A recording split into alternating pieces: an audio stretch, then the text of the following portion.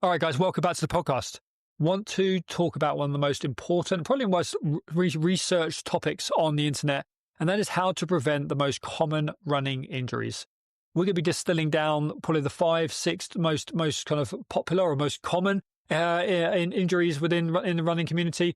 But we're going to be talking about how you can go about preventing them, how you can understand more about them, the nature of them, why they appear, and then how you can pivot within your own training, how you can have a much wider understanding of how to go about working through them, avoiding them altogether, because this, guys, is what's going to allow you to remain consistent within your training. And this is what's missing from a lot of people's training, probably your training as well. Like, when was the last time you banked 6, 12, 24, weeks of training back to back, where you actually were able to turn up event after event after event?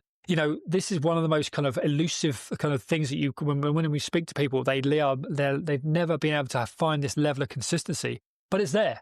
We've got people at SFE who have been literally training 4 or 5 years, not completely injury free, but they've picked up symptoms along the way, but they've pivoted within the space of a couple of weeks back into full-time training because of the understanding around the nature of these injuries. Now, if you were to Google search right now, jump on the ChatGPT, top of that list, runner's knee, patellofemoral kind of pain syndrome, experiencing that kind of a dull ache, a pains that shoot through the front of the knee, there's an inflammation of that patellar tendon. Down that list, you're looking at Achilles tendinopathy, plantar fasciitis, you're looking at kind of tibial stress syndrome, where you're looking at shin splints. You've got on there your IT band syndrome. You've also got bone stress injuries, from stress responses all the way through to stress fractures, depending on where you are on that spectrum. These are the most common ones that you're going to see time and time and time again. Now, believe it or not, guys, these are all preventable, but it's understanding the nature of why these are happening in the first place. The symptoms, this is where a lot of the industry, a lot of the health industry is focusing its attention. They have systems, they have their education, what they've been taught to how to prevent and how to deal with these is very much based around the symptoms. They're going to analyze, they're going to find out what you're dealing with, which is important, by the way. Let's not negate that.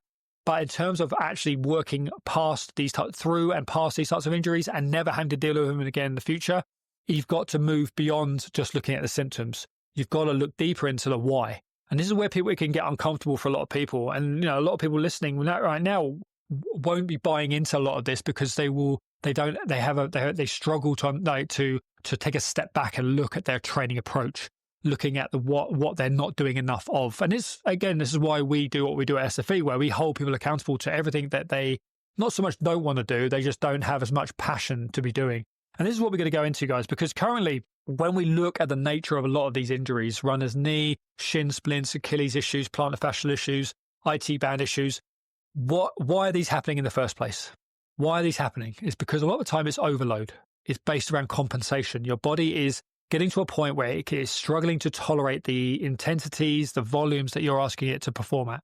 There's a compounding effect where, from previous injuries, from your current lifestyle, your current body movements, your mechanics on a day-to-day basis, you're actually creating this level of overwhelm already. Maybe you're working from a deficit that you're unaware of. But essentially, like, a lot of these injuries are preventable right from the very start, just by having a greater understanding of what your day-to-day biomechanics look like. We all move differently. Okay, we are all the product of the chapters that we've lived up until this point. Just take a look at anyone that's played, kind of grew up playing any single-side sports, field hockey, tennis, any of these sports where you're kind of doing a hell of a lot of volume and intensity through one side of your body. You've got to notice it because the way they run, the way they kind of walk, there's almost a droop to them. I speak with complete conviction here because I am one of those people. I used to have a significant single side dominance through my right side, one it being my dominant side anyway. But growing up with a lot of a single side hockey sport, I just had a larger lats on my right side. I had larger quads on my right side.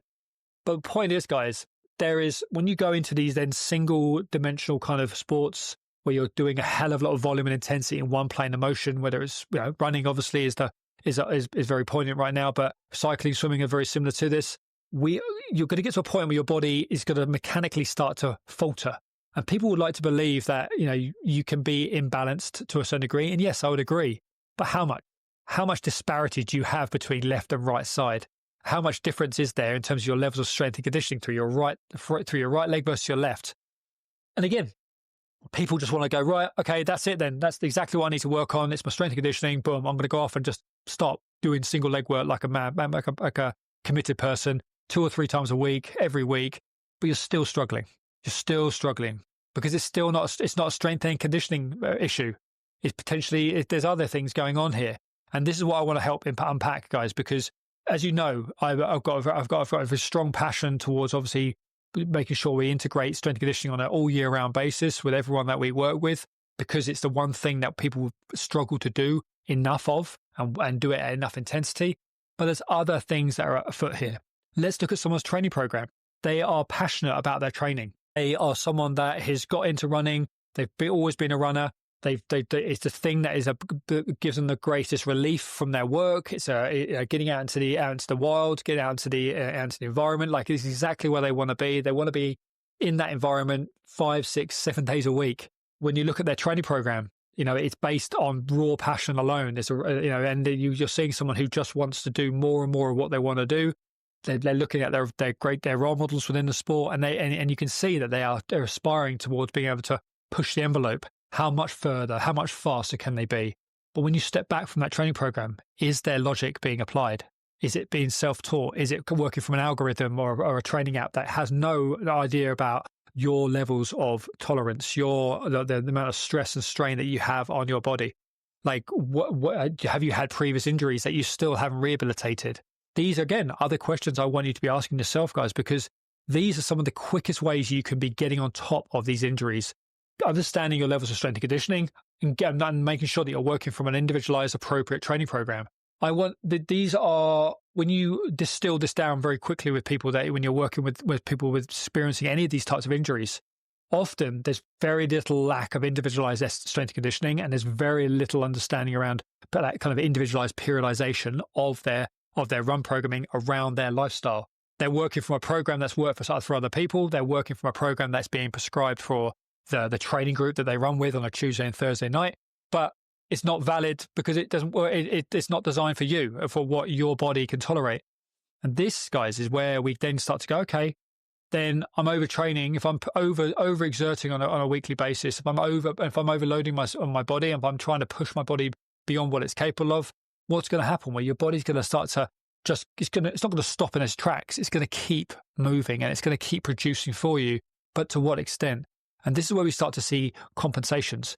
If you were to put a camera on you and you were to watch yourself perform, you'll be out there running in those first interval efforts all the way through to those last interval efforts. If it was to watch you over your shoulder, watching you run from your first 5K into that latter stage of that 20, 30K run that you're doing at the weekend, are we going to see biomechanical kind of breakdowns in your body? Very likely, because fatigue is going to be there, no doubt. But at what extent? What are we going to start to see? If we were to measure the amount of force that you're placing through your feet during those sessions, are we going to see an increase in load and in force being placed through one foot versus another? Very likely. That this compounding impact on the body is what you're then starting to experience symptoms through that knee, through that Achilles, through that plantar. Like all of this, the IT bands, the reason why you're picking up these stress responses and stress fractures. Yes, there potentially could be other contributing factors, but again, let's start big. Let's start thinking out. Let's start thinking about. Is your S&C in place? Do you know that you have relatively equal levels of strength and conditioning, left versus right side? Do you have, within 5 to 10%, you have good range of motion through both ankles? Do you have good ability to land on one leg versus another? Can you produce equal amounts of power, and can you produce equal amounts of strength through both legs? When you are running, when you're out there running, do you have the accountability right now that's asking you whether you are still mechanically holding good running gait position? A lot of people are buying into getting a run gait analysis. They believe that going into a shoe shop and kind of getting their mechanics looked at in the shoe shop is going to be suffice. Guys, come on! Like, they're looking at you when you're fresh. They're not looking at you when you're tired. You can fake that. You can fake that even if you don't mean to. You can still fake and make things look better than they should. We want to see you when your body is under duress, when it's struggling, when there's a level of fatigue in your body, when it's having to work against resistance. This is one of the most important aspects when you're working with an individual who is working through an injury. And this is what I want to be doing with you, is if we're working through an injury, right, I'm going to keep loading this person up until we start to see some cracks appear, until we start to see some weaknesses appear. And lo and behold, it doesn't take much at all, if anything, to kind of find those weaknesses. We can start to see that within just doing bodyweight strength exercises, yet alone when we start to add more load, more intensity, more speed, more power, more complexity. But as you're tracking away from these types of injuries, understand why are these injuries happening in the first place.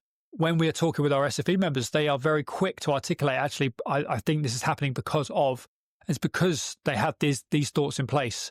I've let this slip. I've been overtraining this week. I've been doing too much of this. Like there's these quick kind of points of conversation where it's being taken down the right roads. Footwear is right up there. Making sure that your footwear is going to be kind of suitable to you. That it's allowing your feet to strengthen as you're training. Like it's not absorbing all the force. Like you are able to kind of tolerate greater forces through your feet.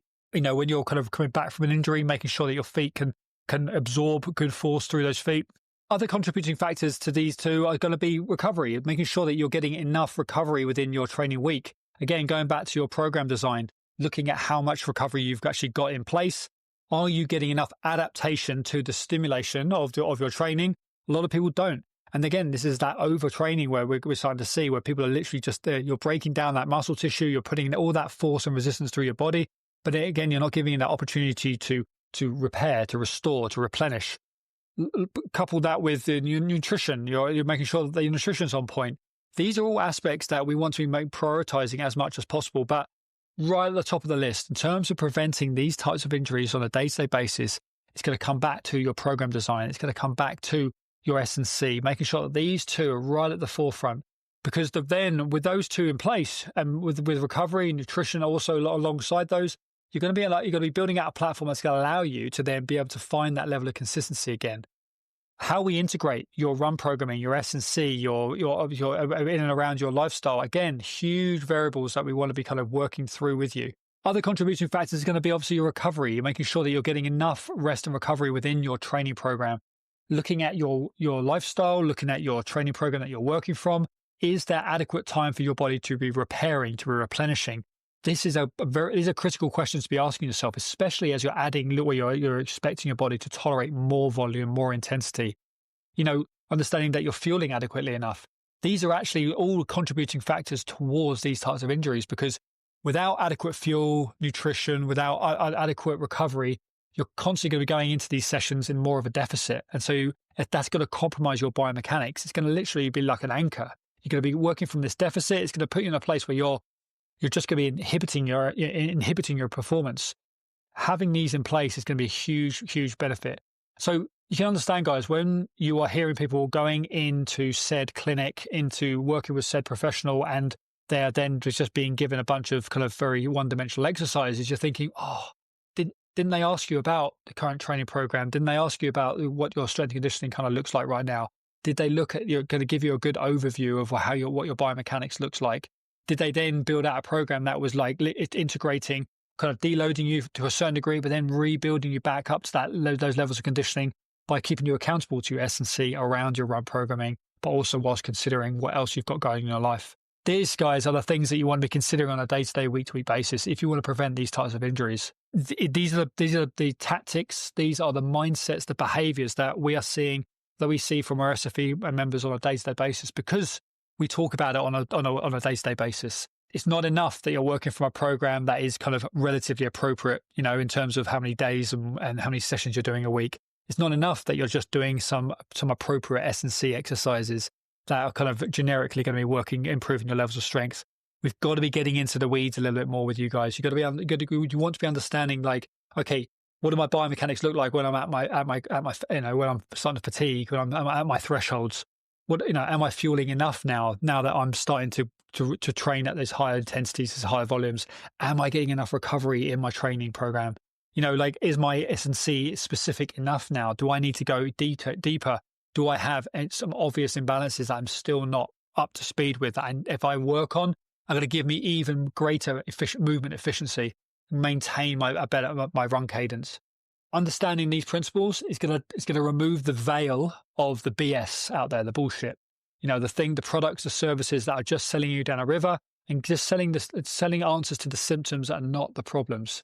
What I want you guys to have is the answer to the problems that you're potentially dealing with. How we work is we're going to look at you on day one. We're going to be understanding what your kind of base levels of strength and conditioning look like. We're going to look at the way you run when you're fresh versus when you're fatigued. We're going to want to understand what the rest of your life looks like on top of when we start to integrate 4 or 5 runs a week. Because once we have this framework, we can then start to individualize your program. We can start to dial in on those key areas of weakness that you're working with and really bring them to the forefront. Get on top of those. And this is how we move the needle so quickly. We've got people, again, coming from a place of not being able to run for 10, 15 years, and then suddenly being able to run again within 6 weeks. Why? Well, it's because we've worked on these basics. We've got on top of those areas within the first few sessions, had them working on those certain key aspects of their training, having this more holistic approach, and then we're seeing the results that quickly. This is what I want for you guys. But more importantly, for the next number of decades that you're kind of training for, I want you to be able to carry this forward for yourself. As always, guys, any more kind of detail around this, love to jump on a call with you, with us and one of the team here at SFE. We are in the business of obviously bringing people from pain back into performance. We obviously work with runners, cyclists, swimmers, triathletes, multi-sport athletes, people that want to remain active on a day-to-day basis for as long as possible. But preventing injury is number one for us because that's going to allow you to be consistent and obviously carry on doing what you're doing long into the future. All right, guys, speak soon.